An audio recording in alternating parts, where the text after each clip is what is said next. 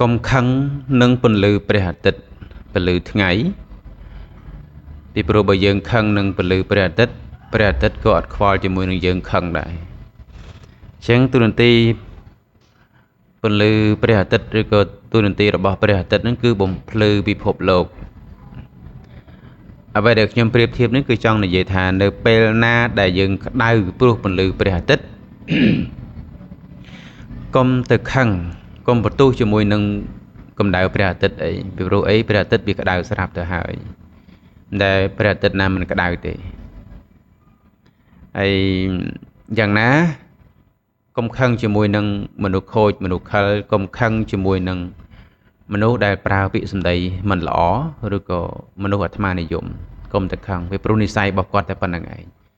និស័យរបស់គាត់មិនដែលធ្វើឲ្យនរណាមួយសប្បាយចិត្តនិស័យរបស់គាត់គឺមិនដែលធ្វើឲ្យណាគេសនុកកាយទេគឺច្រើនតែមានបញ្ហាក្តៅទៅរាប់រោគទៅរាប់អានណាគឺច្រើនតែធ្វើឲ្យនឹងគឺក្តៅនិយាយបើយើងទៅខឹងជាមួយនឹងវាទោះបីយើងខឹងជាមួយនឹងយ៉ាងម៉េចក៏ដោយអន់ចិត្តជាមួយនឹងបុគ្គលនឹងយ៉ាងម៉េចក៏ដោយ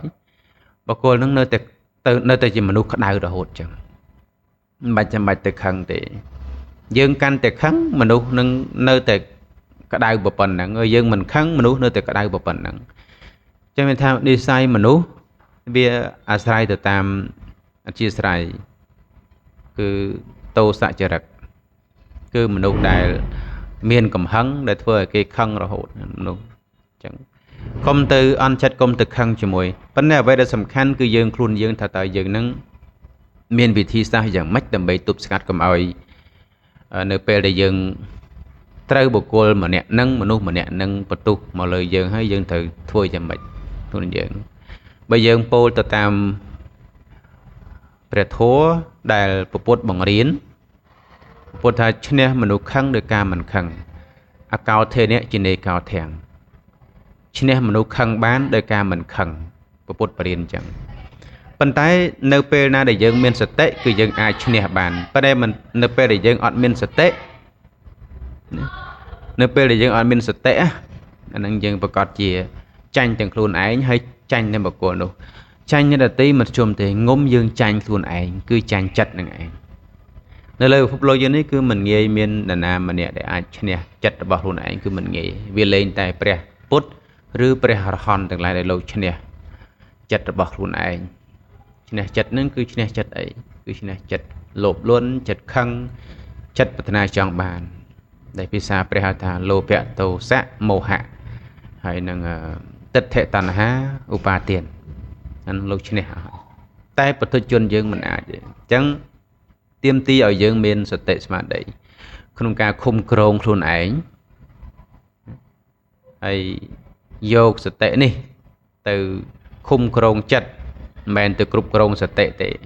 យើងប្រើពាក្យគ្រប់គ្រងសតិគឺអត់ត្រឹមត្រូវទេគឺយកសតិនឹងទៅគ្រប់គ្រងចិត្តប្រភេទណាតែត្រូវយកសតិមកគ្រប់គ្រងគឺចិត្តនៅពេលដែលមាន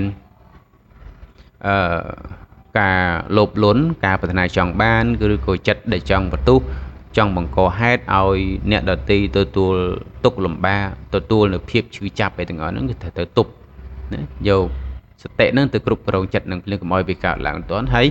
កុំឲ្យវាបញ្ចេញសកម្មភាពផ្សេងទៅកាន់បុគ្គលដទៃជុំវិញខ្លួនរបស់យើងអញ្ចឹងអ្វីដែលខ្ញុំចង់និយាយនៅក្នុងคลิปវីដេអូនេះគឺចង់ឲ្យបងប្អូនកុំខឹងជាមួយនឹងមនុស្សក្តៅកុំខឹងជាមួយនឹងមនុស្សដែលធ្វើឲ្យយើងក្តៅព្រោះជាធម្មតាទៅហើយមនុស្សប្រភេទហ្នឹងណាជានិស័យរបស់គាត់ទៅហើយបើយើងទៅប្រកាន់ទៅខឹងវាយើងច្រឡងភ្លើងពីនឹងមកដែរដូចយើងនៅក្រោមពន្លឺព្រះអាទិត្យទៅយើងទៅខឹងនឹងថ្ងៃមិនថ្ងៃវាមានធាតុរបស់វាគឺវាក្តៅអញ្ចឹងឯងមនុស្សខូចមនុស្សខលដូចគ្នាវាមានធាតុអញ្ចឹងឲ្យយើងទៅខឹងជាមួយនឹងមិនខឹងវាបានត្រឹមតែខឹងឬថាយើងខឹងឲ្យតែដឹងដល់បុគ្គលនឹងគូគេកាន់តែសប្បាយចិត្តនៅពេលដែលយើងខឹងតែនៅពេលដែលធ្វើឲ្យយើងមិនខឹងអ្នកដែលក្តៅគឺបុគ្គលនឹងឯងអត់មែនយើងទេអាហ្នឹងដែលពុទ្ធសម្ដែងថាម៉េចអកោធេនៈជានេកោធាំងឈ្នះមនុស្សក្រោធបានឈ្នះមនុស្សខឹងបានដោយការមិនខឹងអញ្ចឹងយើងអប់រំទាំងអស់គ្នាទាំងខ្ញុំអ្នកនិយាយក៏អនុវត្តវាមិនអាចបានទាំង 100% ទេណា តែយើងផ្ដើមពីតិចទៅ